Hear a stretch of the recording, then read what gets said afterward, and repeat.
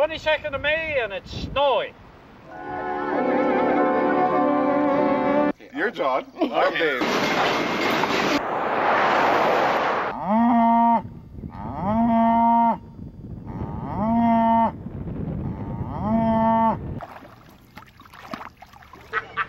Muhammad Ali.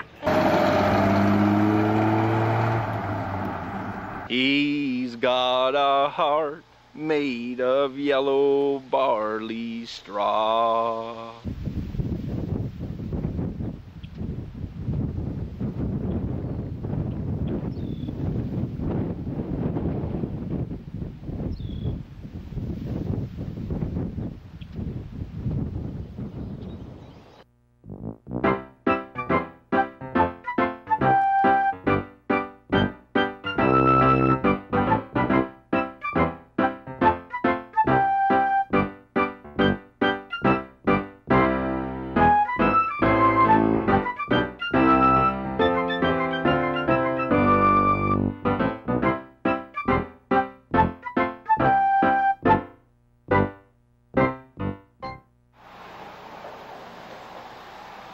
I'm John. I'm Dave. And we're the Hardware Guys.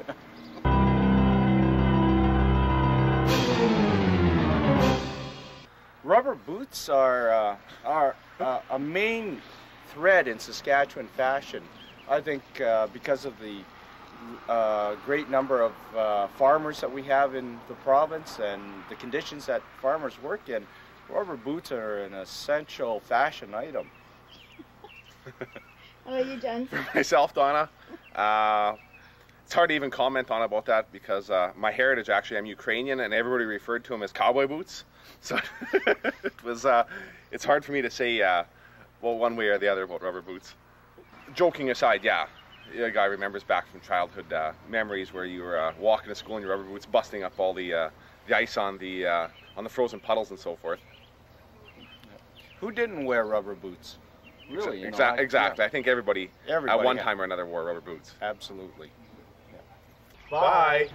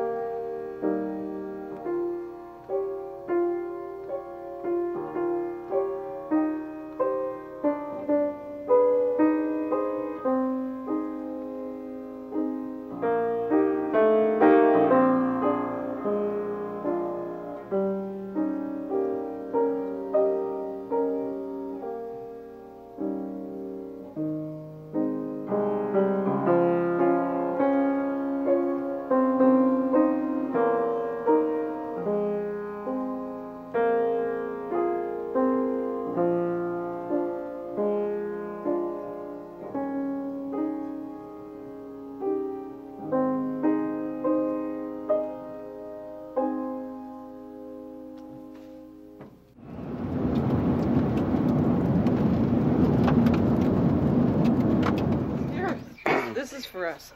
One old goat and one cute chick. That's a good one.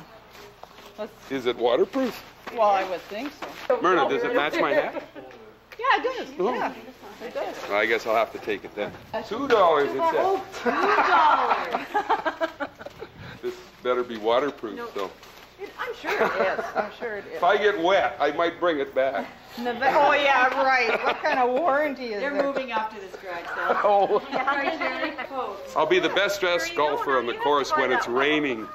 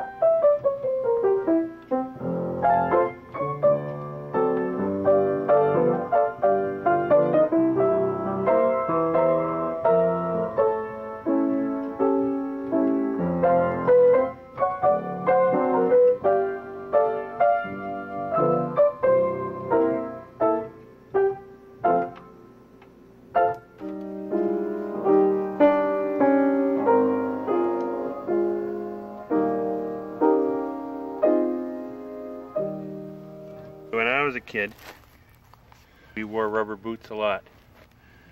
They were pretty much our main footwear. Once we took our moccasins off, we wore moccasins all through the winter. As soon as snow started to melt, and we'd go to rubber boots.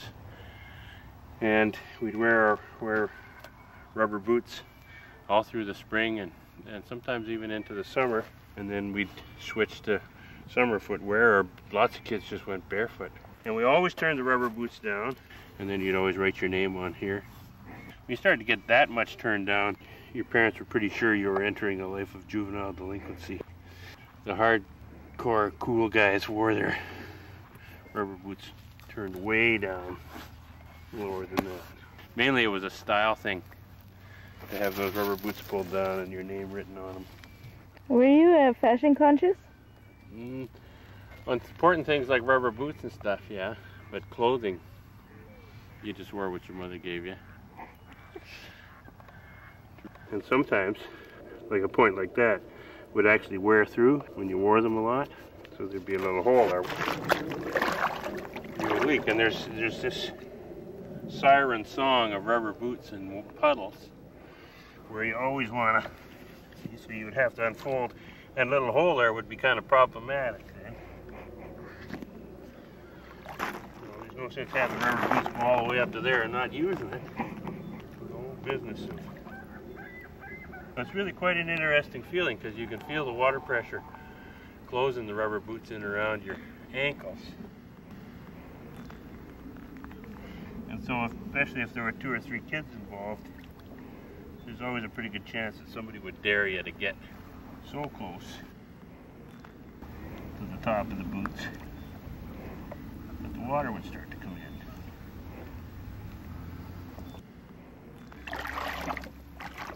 So yeah, no, they're good.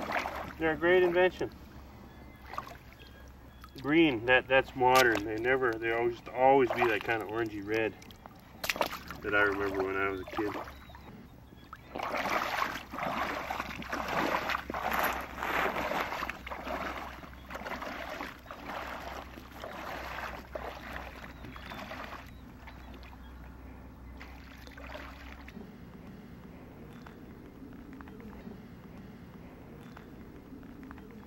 So just about 3 days that ice was just gone. The water's still pretty chilly. The guy went over the top of his boots. He'd recognize it.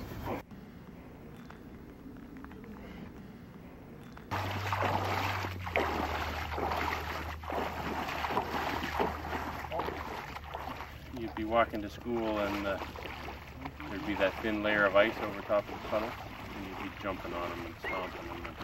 Because breaking the ice was always just a delight.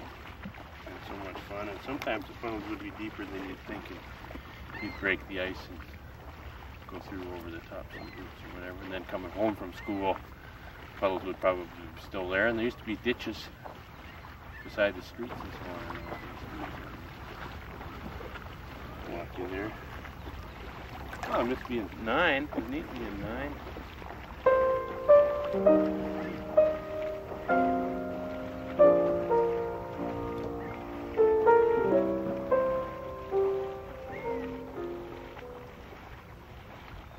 I hate rubber boots. Hate them. Socks come down. Particularly if they get stuck in the mud. Yeah, and I've had it happen. While wearing rubber boots may not be the best thing, it's usually better than the alternative, which is no rubber boots, I think. If you're ever in a muddy situation without rubber boots. I still hate them. Yeah. Are they still lined with a sort of a cotton? They're sick of the white. Yeah, that white, whatever that canvas inside. Real white, canvas. real Burlap. rough Yeah. canvas. Yeah. They're black with green trim now. Yeah. I couldn't find red trim. My job wasn't shopping around Any now. rubber boots I've had lately have just been pure black. Oh. That's the cheap ones. They got no style. My grandchildren, boy, that's the thing. You wear rubber boots. Oh, well, yeah. Little kids wear rubber boots because they can pull them on and off. They got pink ones and fancy designs on them. Yeah. Toughest kid I ever saw wear rubber boots 12 months of the year. He His loved only no, he couldn't afford anything else. And his only concession in the winter was to put a pair of socks in. Oh, they're cold and they're miserable. Ah. 2 pair of socks. One Rubber- pair. In the summer, barefoot. God, he must have had some. Oh, feet. he was a tough kid.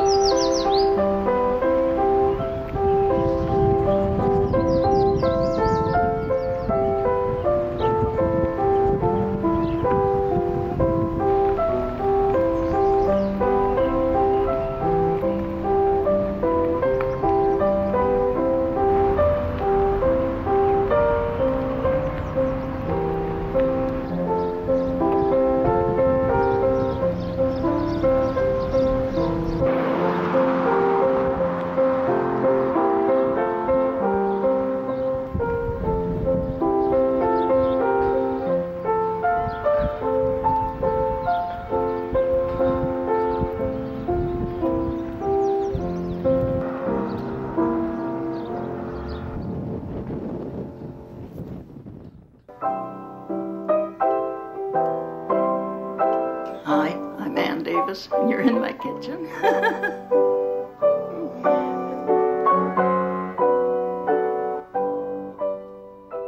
I'm great on gadgets because they do save a lot of time, and you know, your thumbs get sore sometimes if you cut everything actually with the knife.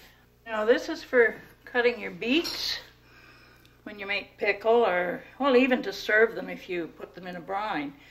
It corrugates them, and then they won't slide off your plate when you put them on it. Do your beet. You just have to do like this. You don't need a knife with it. And this is an egg slicer. And if you want just slices, fine, you do it this way. If you want it chopped, you slice it the one way, then turn your egg and do it the other way, and you have it diced. Cookies and baking, you need measuring spoons and you need measuring cups. You need a set of each. And if you're dividing eggs, you need that. I'm quite a person for gadgets, you know. When I make pickles, I put my spices in here that are to be cooked in the brine. It's really an old tea canister from a great big pot. And this is to hold an onion. And we need funnels sometimes to fill our spice bottles. And sometimes when we're making jam and jelly, we drain things. This is a wooden pickle fork. You need a lifter if you're serving pie. This is a rice spoon. And this is a slotted spoon if you're taking, sometimes like bean salad or something, and you need to drain the liquid. Ladles for chili and stew. And a berry spoon, which was a gift from Britain.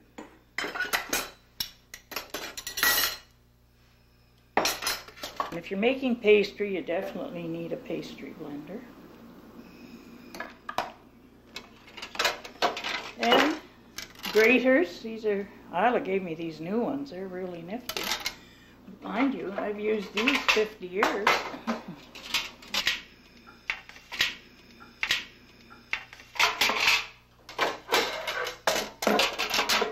And this one's a potato peeler, which works well. Isla gave me that. And this is a toaster tweezer made by the handicapped kids. If your toast is burnt in your toaster. And this squirrel is an oven squirrel. If you need to pull your thing out or push something around and change it when the oven's hot, he's just a dandy little squirrel.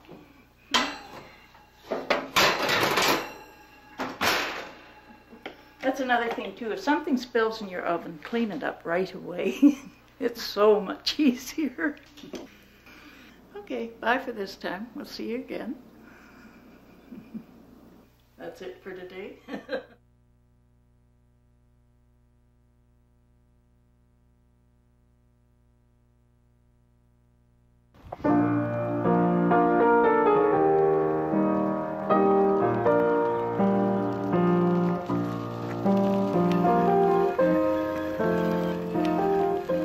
Nice out today. Now we can ride without a jacket and gloves, so that's even better.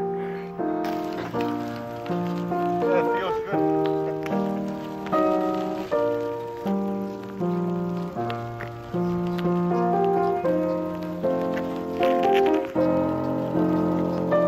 Quite a change from last week anyways. It's dried up now, so that's even better. See you later.